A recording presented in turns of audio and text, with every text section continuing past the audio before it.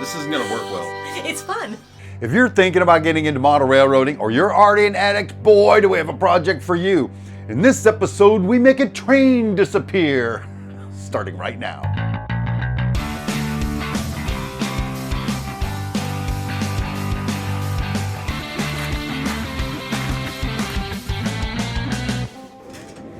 Hey, welcome back to the Hobby Room and to the Brown Smith Railroad and to our Fertile Valley project well underway. I just spent 3 hours in traffic getting home from work, and so like most Fridays, I'm dying to get into my layout here. And today what I want to do is take a look at something awkward that's developing in the scene that we need to fix.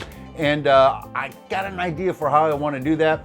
I'll show it to you as it develops, but make sure you stick around to the end of the episode because I've got a special feature with a special guest from another country coming in to the broadcast. So we're going to see that a little bit later, but for now, I need to take you in close and show you a little problem we have here with how this scene's developing. But first, all work and no play makes for a really dull boy. So I thought to really set up the scene, let's do just a quick bit of ops and bring these two switchers into switch junction, pick up some cars, and then I'll show you the problem we're having. Here we come down the famed 5% grade.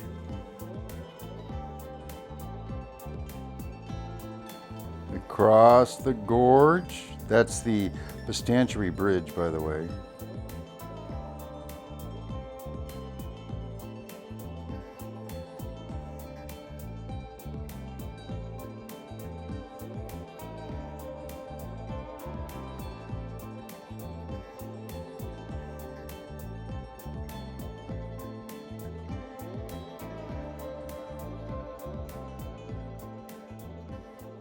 Okay, so now here's the problem that has developed. Watch as the train goes through this tunnel portal. That looks all great and everything, but just keep your eye on it. To the left of that tunnel portal, we won't see the train, but watch this. It's kind of tough to see because it's out of focus, but back there, I can see the train. And I can actually see the back of my garage. That's supposed to be a tunnel, people, not this cavernous space. So what we're gonna do is actually construct and install a tunnel. Now the tunnel portal I have on the lead going into Switch Junction is not a problem because you can sort of see through there that it's all dark and black in there. It's kind of tunnel-like. And you really have to get over here to look into it and see that there's just a hunk of styrofoam back there. Back over where we go in and out of the logging camp, these two tunnel entrances here and here, you really have to be standing on the walls to be able to look in there and see. So they're not really a problem. But I really believe that over here, these two tunnels that we have are going to pose that kind of a problem if we don't do something about it. So here's what I want to do. A couple of nights ago, I made this mock-up of an unfinished tunnel that I used to test a theory I have. You're mocking me, aren't you? Get it? Mock-up? Whatever. Anyway, let me show you how this looks if I put this into the scene. So if I take this mock-up and I slide it in from back here like this, put it right there. Now let's take a look at how the train looks going through there. The train goes into the tunnel. It just disappears. That is because we now have an actual tunnel. What you see in the trains back here will be hidden by the scenery that's there, but staring through the tunnel portal, you're not going to see through it to the back of the layout. And it doesn't matter what angle we're looking at, it's all tunnel. Now, the reason I installed that from the back side of the layout is because, as you know, we're going to have mountains up there with moo cows and orchards and all that. I don't want to make any of it removable so I can get to that track. I got these big holes cut in the back of the layout so I can reach in with my massive arms and clean the track or pick up a derailed car, do whatever. Problem is, my hands are too fat to fit into that tunnel. So the tunnel needs to be removable. Now, I haven't really seen that done anywhere, so I'm kind of in untraveled territory right now. But the mock-up seems to prove it out. But I've got a better way I thought of to do this that I think is going to be way easy to do and then look really cool when we're done. So let's get on constructing one of these tunnels. Okay, so the first thing I think I'm going to do here is I'm going to make a mark behind the tunnel portal where I want it to be. So I know where the tunnel needs to start to make sure I get this arc done correctly. Now, some kind of a way I need to determine what that arc of that turn is so that the tunnel sort of follows it all the way through. Okay, so here's what I think I want to do. I'm going to take this scrap piece of paper, lie it in there, covering the track like that, and then just with my hands, hold that and just push down on the rails around the turn like this.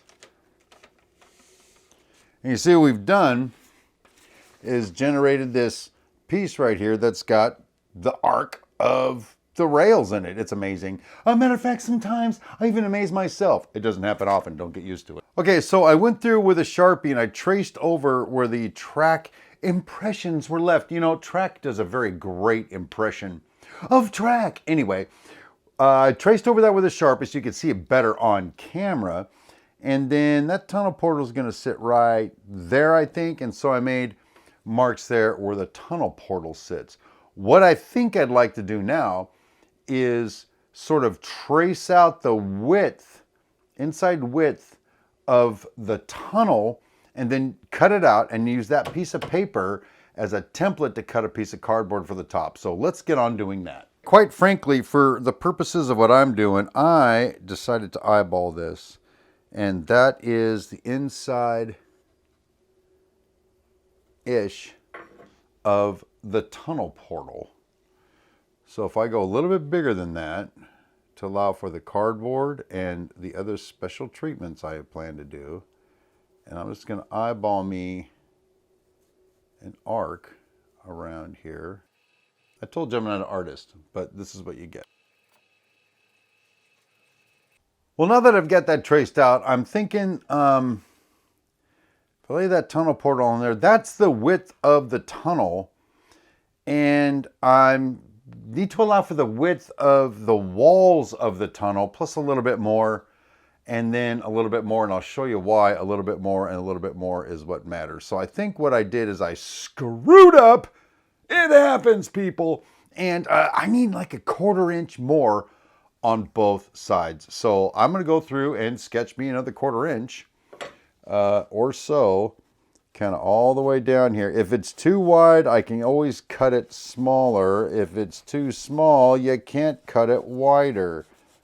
So here's what I'm going to do. I'm going to cut that template out and put it on top of a piece of cardboard and then cut the top of the tunnel out. So let me go scrounge up some cardboard and we'll get on it.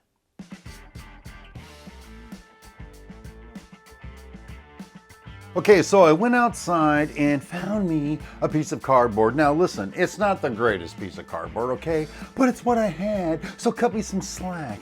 Anyway, I'm gonna push the cardboard down like that, and then I am just going to trace this paper template right along its edge.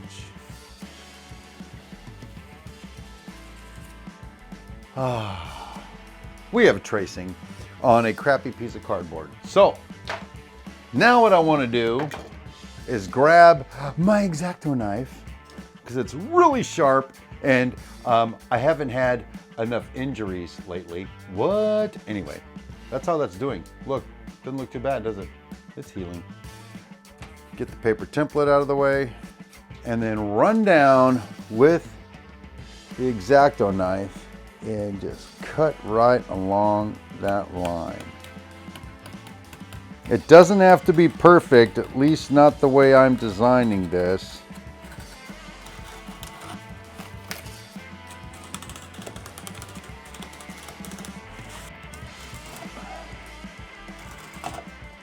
All right, there you go. That's the top of the tunnel. Let's just lay it down on the track and see how it looks. All right, so you know, we already marked where the tunnel portal is gonna go. So let's put this sucker right in here like this. And line it up. Something like that. Ooh, you know what we had to do? We had to mark where the center of track is. That might be the hot ticket as we move forward. Center of track is right here. And we got center of track right back there. Well, so far that's pretty easy. We've managed to get the arc of the track. We traced it onto a piece of paper and turned it into this beautiful piece of cardboard. If this was the entirety of the project, we'd be done right now. Wouldn't that be awesome? But we're not.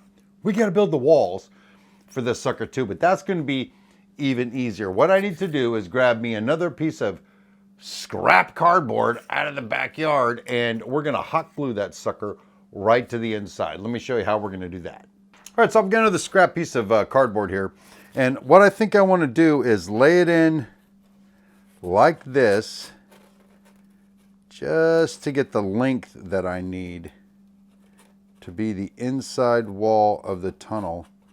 I'm kind of approximating it here, and I'm gonna leave it a little long here at the end, and later on I'm going to show you why I need to do that, or at least in my opinion I need to. So basically right here, back here, I don't know if you can see that mark, that is the length that I need. But how about the height? How tall do we want this sucker? Let's find out. Well, I think I've determined I want the inside of this to basically be where the tunnel portal is. And the thing is, I can adjust the actual inside height later with the next treatment we're going to give this. So what I want to do is I'm just going to make a mark right here and then go down here at the other end and pretty much do the same thing. So look at that. Boom, we have markage to cut this thing. Actually, in hindsight, I just decided I'm going to make it as exact as I can get it. So that is 2 3/4 to that mark. And it is 2 3/4 to that mark. Well, I guess I did make it exact. And then what we'll do is we'll lay our, that's a terrible straight edge. By the way, if you're ever using like a square with a skill saw, don't let the skill saw cut until you have a notch right here, because things turn tragic. So let me get a real straight edge and let's get on that. So bringing in a much better straight edge, I just align this like that. Boom, Sharpie mark. Right here I can see that this mark lines up with kind of that rib right there, and for the purposes of what we're doing, I'm just going to trace that up like that. Oh boy, if I had a square, it wouldn't look as good as that does. So anyway, boom. I'm going to cut that out right now, and then we're going to see how that's going to look. To attach the cardboard to the cardboard, I've got my hot glue gun on standby, and I have it turned up to the highest setting, and here's why. Hot glue gets hot, right? And then it melts, and then you put two pieces of something together with glue between it, and then it cools down and it sticks. Here's the thing. I want to have some kind of setting time as I'm lining up that piece of cardboard coming around that ceiling or that roof of the tunnel. And so I got the glue up as hot as it'll get, so it'll take longer to cool down, to give me some time to do it, because I'm not certain I'll get this right, exactly right, on the first try. So I'm gonna grab the hot glue gun, we're gonna put a bead down that roof, stick the wall on it, boom, Bob's your uncle. And here we go. Hot glue installed. Starting at the back. Start laying this cardboard in here, lining it up, trying to hold it somewhat in place like that. I got to hold this for a minute to let that glue set up. Other than that, I think we're in good shape. Whoa, it's already setting up. That's awesome. Well, that looks pretty good for like the regular guy kind of way. I think what I'll do now is go through and cut me another piece like this and glue it on there, and we'll see how this thing comes together. You know, one thing I'm noticing though is my make the warped cardboard thing work. Maybe it's not such a great idea. It's staying warped. So I'll have to figure that out. But anyway, for starters, there you go. Part of the tunnel is done. I'm gonna cut and glue that piece on and we'll go on to what's next.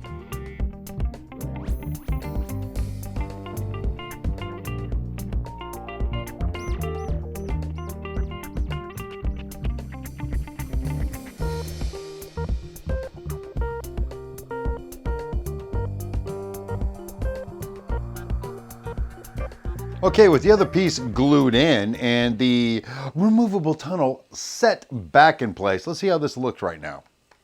Oh, look at that. Disappears right into the tunnel. Out of view. Well, you know something? I'm really happy with the way that came out. That train just goes into that tunnel and disappears magically the way we designed for it to do. I'm going to go through and make the one for the double track main, get that ready to go for next week, and then I'll show you how we're going to detail the inside of those so they don't look like a cardboard tunnel anymore. So that's coming up next time. But now on to our special feature that I promised you earlier. If you were with us in our last episode, you know that I, for the very first time, started using extruded foam board over here for the scenery in Fertile Valley. And you know, I used it and it's good stuff, but I made some observations. So what I want to do right now is give you my thoughts on comparing the white styrofoam that I'm used to using and the purple pink stuff, the extruded foam board that I'm using right now. Now, the number one complaint or observation people make about the white stuff is it's messy. Look, it's snowing in the hobby room, and you know something? It is. Whenever I work with this stuff and I carve it up and I cut it and do whatever to it, it just puts white snow everywhere in the hobby room. But if you see the rest of the hobby room, you're gonna know that just sort of blends right in. And all I gotta do is clean it up and away I go. This stuff, the score and snap works pretty good, but carving it out leaves little chunks of junk. But truthfully, it's much easier to clean up. So I'm gonna go bing, bing, bing, give the win to the extruded foam board in that category. The second thing that people will say is that get this stuff so you can use a hot wire knife to cut it. Yay! You can also use a hot wire knife to cut this. By the way, I've seen it done a bunch of times. Hot wire knife, either way, people are telling me to get a hot wire knife, and someday I might, but part of the artistic side of what I do, I like to sculpt the mountains by cutting a nick here and a carve there and all that. So the hot wire knife isn't really going to apply to me in the near future, but someday, just so I can check it out and be cool like you guys. So I'm going to give these a tie in the hot wire knife category. Another observation to make between these two products is this. The white stuff, as you can see that? It's kind of bendable. The same roughly sized piece, not so bendable. Doesn't make one better than the other. What it does mean is if you need some flexibility, some more for smushability, you get this stuff. If you need some structural strength, you get this stuff, in my opinion. That's how that's going to work. But then there's another category that's helping me to decide what I want to do with this stuff in the future, and that is this. I can go down to the big box retail store down the street and I can buy this, a 4x8 sheet of this for $8. If I can find this anywhere, the extruded foam board anywhere, it is like $24 for the same sheet. $8, $24. Now, if I bought 3 sheets of this or 3 sheets of this, I could buy 3 sheets of this and a freight car. But the final deciding factor for me is this. I'm kind of an impulsive model railroader. If I think of something to do, I want to go get the stuff right now and I want to do it. I can drive a couple of miles down the street to a big box hardware store and buy a 4x8 sheet of this. If I want some of this, there's a place about 20 minutes away. It's the only place I can find to get one of these. I mean, it's like you can't find this stuff hardly anywhere in Southern California. And you can't get this stuff anywhere in Panama. That was my friend Roy Smith down in Panama. He's also working with some of this stuff on his layout right now, the Union Pacific Evanston subdivision. There's a link in the description over to the project he's working out. Check it out.